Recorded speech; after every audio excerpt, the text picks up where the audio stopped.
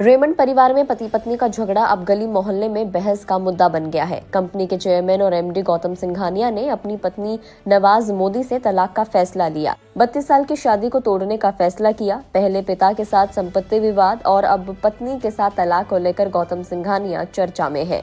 गौतम सिंघानिया का उनके पिता विजयपत सिंघानिया के साथ झगड़ा भी जग जाहिर है। उस वक्त भी कोर्ट से लेकर घरों के ड्राइंग रूम में पिता पुत्र के झगड़े की खूब चर्चा हुई थी। अब गौतम सिंघानिया और नवाज मोदी के तलाक मामले में रोज नया मोड़ आ रहा है। इस तलाक विवाद के बाद गौतम सिंघानिया के स्वभाव, पत्नी और घर वालों के साथ उनके व्यवहार को लेकर तमाम खुलासे हो रहे हैं। गौतम पर पत्नी नवाज मोदी और बेटी निहारिका के साथ मारपीट का आरोप लगा। अब रेमंड के फाउंडर विजयपत सिंघानिया ने एक इंटरव्यू दिया और उसमें बेटे के स्वभाव को लेकर कई हैरान करने वाले खुलासे किए। रेमंड के मालिक गौतम सिंघानिया के पिता विजयपत सिंघानिया ने कहा कि बेटे को सारी संपत्ति देकर उन्होंने सबसे बड़ी भूल कर दी। अब उसने अपनी पत्नी नवाज मोदी को भी घर से निकाल दिया है।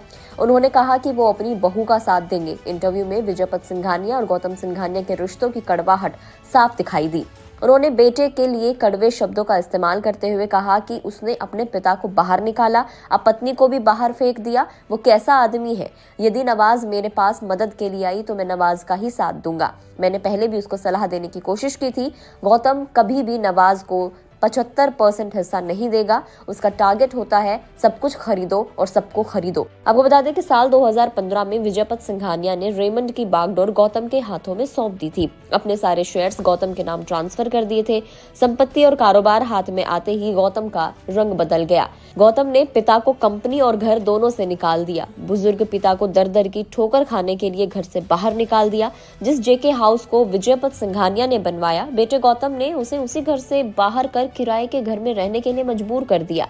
विजयपत सिंघानिया अपनी पत्नी के साथ किराए के मकान में रह रहे थे, जिनके पास कभी कारों का काफिला हुआ करता था, अपनी प्राइवेट प्लेन हुआ करती थी। आज वो बिना किसी व्हीकल के रह रहे हैं। विजयपत सिंघानिया खुले तौर पर कई बार कह चुके हैं कि बेटे को सारी संपत्ति देना उनकी बड़ी गलती थी। इंटरव्यू में विजयपत सिंघानिया ने कहा कि उनके बेटे ने उनसे सब कुछ छीन लिया। उनके पास गलती से कुछ पैसे बच गए थे, जिसकी बदौलत वो अपनी बाकी की जिंदगी काट रहे हैं। उन्होंने कहा कि वो किराए के घर में रहते हैं। अगर उनके पास वो पैसे भी नहीं होते तो वो सड़क पर आ जाते। विजयपत ने कहा कि मुझे सड़क पर देखकर उसे खुशी होती है। उसने जो मेरे साथ किया अभी वो अपनी पत्नी के साथ भी कर रहा है। पता नहीं वो कैसा इंसान है। पहले पिता और बेटे के रिश्ते की कड़वाहट सामने आई थी और अब पति पत्नी के रिश्ते का सच सामने आ रहा है।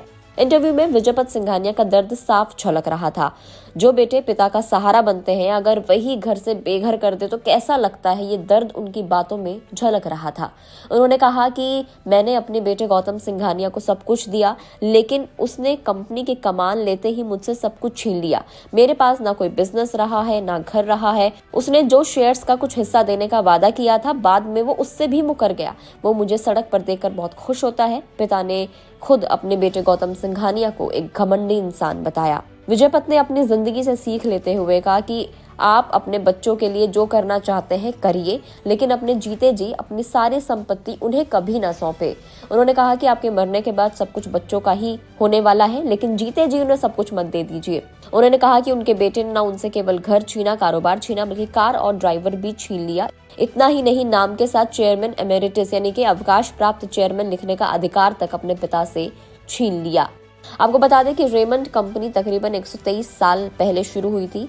1900 में वाडिया मिल नाम से महाराष्ट्र के ठाणे में एक वुलन मिल के तौर पर कंपनी की नींव रखी गई थी। 2015 में विजयपत सिंघानिया ने अपने सारे शेयर्स और कंपनी बेटे गौतम सिंघानिया को दे दी थी। उसके बाद बाप बेटे का रिश्ता बिगड़ने लगा। एक फ्लैट को लेकर दोनों के बीच विवाद इतना ज्यादा बढ़ गया था कि बेटे ने पिता को बेघर ही कर दिया।